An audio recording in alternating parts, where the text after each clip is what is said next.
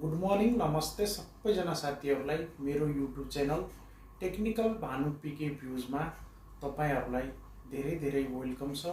साथीहरू, यो मेरो मोबाइल रिपेयरको 11th क्लास हो, 11औं क्लासमा आज म तपाईँहरूलाई मोबाइलको ब्याट्रीको बारेमा तपाईँहरूलाई बताउनेछु। यदि तपाईँको मोबाइलको ब्याट्रीमा कुनै पनि भोल्टेज देखाइरहेको छैन, तपाईँको मोबाइल अन भइरहेको छैन र तपाईँको मोबाइल चालु पनि भइरहेको छैन, तपाईँको ब्याट्री फुलेको पनि छैन तैपनि तपाईँको मोबाइल अन भइरहेको छैन, तपाईँको ब्याट्री एकदम राम्रो छ तैपनि अन भइरहेको छैन, किन भइरहेको छैन भन्ने बारेमा म यस भिडियोमा तपाईँहरूलाई बताउन गइरहेको छु। साथीहरू, यदि कुनै पनि नयाँ टेक्निसियन होस् या पुरानो टेक्निसियन होस् या भर्खर काम सिक्नै लागेको टेक्निसियन हो या मोबाइल चलाउने कुनै पनि व्यक्ति हो, त्यसले जान्नै पर्ने आफ्नो मोबाइलको ब्याट्री खराब भएको छ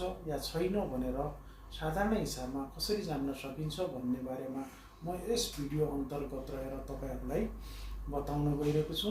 साथीहरू, सर्वप्रथम तपाईँको यो मोबाइल छ हैन, यो मोबाइल छ। यो मोबाइल मैले यहाँ जति दबाउँदा पनि हेर्नुहोस् साथीहरू, अन भइरहेको छैन। तपाईँको पनि यस्तै सेम समस्या हुन सक्छ। यदि तपाईँको मोबाइल यसरी अन भइरहेको छैन भनेपछि तपाईँले सबभन्दा पहिला यसरी ब्याक कभर यसरी निकाल्ने। यसरी तपाईँले ब्याक कभर निकालिसकेपछि अब सर्वप्रथम तपाईँले यसरी मोबाइलको ब्याट्री निकाल्ने। यसरी तपाईँले मोबाइलको ब्याट्री निकालिसकेपछि अब नयाँ टेक्निसियनले जान्नै पर्ने कुरा भनेको हाम्रो यो मल्टिमिटर छ। तपाईसँग पनि एउटा मल्टिमिटर होला। मल्टिमिटर तपाईसँग छ भनेपछि तपाईँले यो मल्टिमिटरलाई DC 20 भोल्टेजमा राख्ने। सर्वप्रथम त साथीहरू, तपाईँले यो मोबाइलमा यसरी यहाँ पछाडि हर कसै ब्याट्रीको यहाँ पछाडि लेखेको हुन्छ, चाहे ट्याब्लेटको होस्, चाहे ठुलो एन्ड्रोइड मोबाइलको होस्, चाहे किप्याड मोबाइलको होस्। यसमा तपाईँको यहाँ पछाडि भोल्टेज लेखेको हुन्छ। 3.7 भोल्टेजमा यो ब्याट्री अन हुन्छ। यो ब्याट्रीको 3.7 भोल्टेजमा यो ब्याट्रीमा 3.7 भोल्टेज छ भनेपछि हाम्रो यो मोबाइल अन हुन्छ। त्यही भएर साथीहरू, अब तपाईँको यो ब्याट्रीमा यहाँ हेर्नुहोस्, प्लस माइनस BSI तपाईँको तीनवटा यहाँ प्लस माइनस BSI तीनवटा पोइन्ट यहाँ ब्याट्रीमा छन्। अब साथीहरू, तपाईँले मल्टिमिटरलाई 20 भोल्टेजमा राखिसक्नु भएको छ। 20 भोल्टेजमा राखेपछि यो हाम्रो रेड प्रोबलाई हामी यसरी प्लसमा राख्नेछौँ र माइनस यसरी प्लसलाई हामी ब्याट्रीको प्लसमा राख्नेछौँ र माइनसलाई यसरी माइनसमा राख्दछौँ। राखेपछि हेर्नुहोस्, 0 भोल्टेज। कति? 0 भोल्टेज। हेर्नुहोस् साथी, यसमा कति भोल्टेज आइरहेछ राख्दाखेरि 0 भोल्टेज आइरहेछ। अब तपाईँको यसरी तपाईँको 0 भोल्टेज आइरहेछ भनेपछि अब तपाईँको मोबाइललाई चेक गर्ने। मोबाइललाई हामीले खोलेर चेक गर्नु पर्दैन साथीहरू। तपाईँले मोबाइलको यो ब्याट्री कनेक्टर छ नि, यो कनेक्टरबाटै तपाईँको मोबाइल कस्तो छ भने तपाईँ 100% थाहा पाउन सक्नुहुन्छ। यदि तपाईँको मोबाइल सर्ट छ, हाफ सर्ट छ, अनि तपाईँको फुल सर्ट छ, फुल सर्ट, हाफ सर्ट, ओपन, तपाईँ यहाँ बाहिरबाटै थाहा पाउन सक्नुहुन्छ। अब तपाईँले मल्टिमिटरलाई सिधा कहाँ राख्ने? कन्टिन्युटी मोडमा राख्ने। कन्टिन्युटी मोड पनि भन्छन्, कोही बिप मोड भन्छन्, कोही कन्टिन्युटी मोड भन्छन्। बिप मोडमा, अब कन्टिन्युटी मोडमा लगेर यो अब मल्टिमिटरलाई मैले राखिसकेँ। तिमीहरू पनि साथी यसरी जो नयाँ टेक्निसियन छ तिमीले जान्नै पर्ने कुरा भनेको मल्टिमिटरलाई कन्टिन्युटी मोडमा राख्ने। कन्टिन्युटी मोडमा राखिसकेपछि अब तपाईँले तीनवटा ब्याट्री कनेक्टर पोइन्टहरू छन् यहाँ, ब्याट्री कनेक्टर पोइन्ट।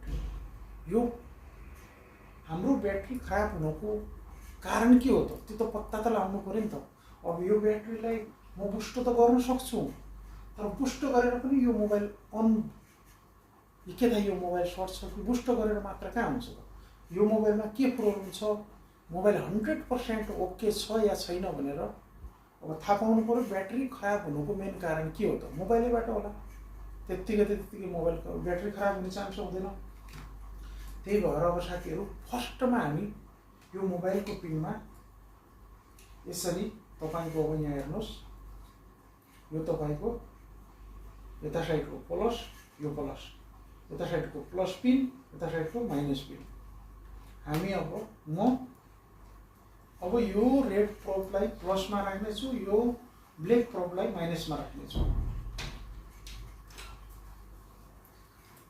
यो हेर्नुहोस्, कुनै कन्टिन्युटी छैन होइन। अहिले मिटरको ब्ल्याक प्रोबलाई ब्याट्री कनेक्टरको प्लसमा राख्ने, यो मल्टिमिटरको रेड प्रोबलाई ब्याट्री कनेक्टरको माइनसमा राख्ने। हेर्नुहोस् तपाईँको 419 यसको कन्टिन्युटी आयो।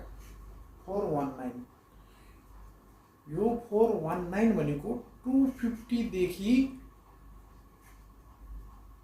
लगभग तपाईँको 600 तक यसको भेल्यु आउँछ भनेपछि, कन्टिन्युटी देखाउँछ भनेपछि तपाईँको सही हुन्छ। 100% तपाईँको यो मोबाइल एकदम सही हुन्छ। तपाईँको मोबाइलमा न त हाफ सर्छ न त तपाईँको फुल सर्छ। अब हामीले यसलाई एकचोटि बुस्ट गरेर हेर्नेछौँ।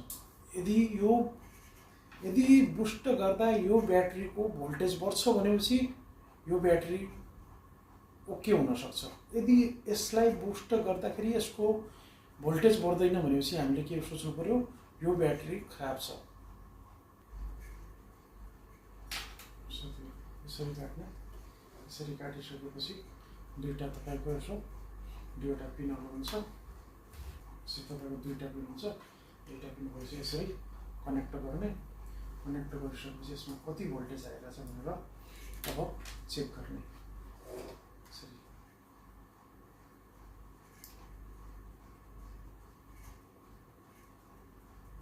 साथीहरू हेर्नुहोस्, अब यसरी खोल्यो, तपाईँ पनि यसरी खोल्नु। यो मैले ब्याट्रीको माथिको भाग निकालिसकेँ। तपाईँ पनि अब यसरी निकालेर यसलाई चेक गर्न सक्नुहुन्छ। तपाईँको ब्याट्रीकै फल्ट हो कि मोबाइल त मैले चेक गरिसकेँ। ब्याट्रीको यहाँ माइनस छ एउटा, हेर्नुहोस् माइनस पिन छ, यहाँ प्लस पिन छ।